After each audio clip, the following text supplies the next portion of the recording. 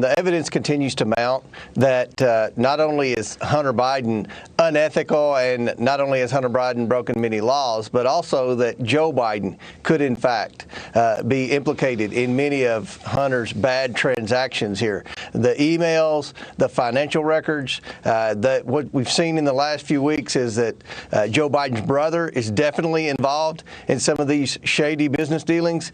And now, as the evidence continues to mount that the president is involved, I don't see any way other than having a special counsel. So why would Merrick Garland come out and insist that Joe Biden has been, quote, hands off when it comes to Hunter's business deals? Well, that's a good question, and it's certainly the White House is starting to interject themselves in this discussion. We saw recently where the White House Chief of Staff came out and said that the president was confident that Hunter was innocent. We've seen Jen Psaki make several comments, so they're already interjecting themselves into the conversation. Right there is a line that the White House has already crossed that they should never have crossed.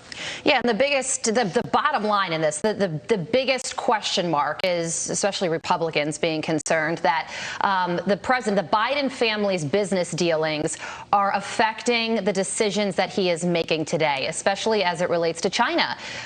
Is that going too far, or is that a legitimate concern? That is a legitimate concern.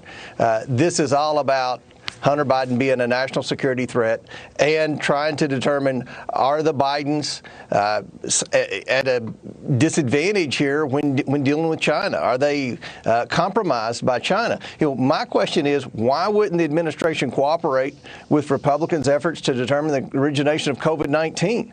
We never accused the Democrats of creating COVID-19. We never accused the Biden family of doing anything to create COVID-19. We accused China. We accused the Wuhan lab. But at every turn, this administration has blocked every effort by Republicans to get to the bottom of what exactly went on in that Wuhan lab. That's just one example, and I can cite many others where it appears that this administration is compromised by China.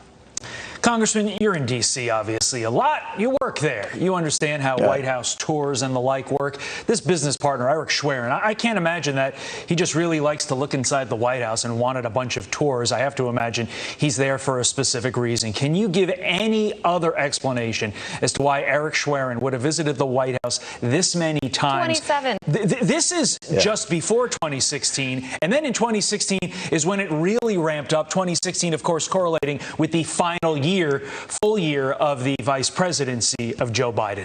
Any insight?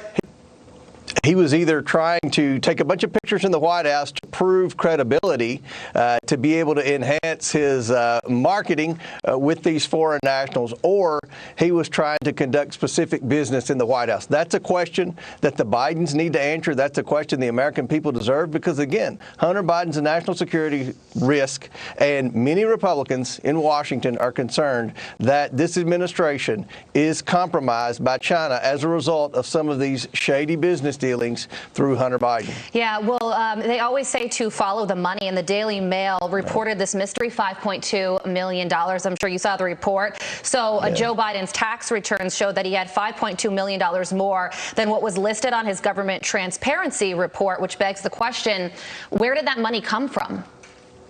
That's a great question. And, we're not dealing with a major business entity in Joe Biden, so he doesn't have a lot of assets. This is a big discrepancy.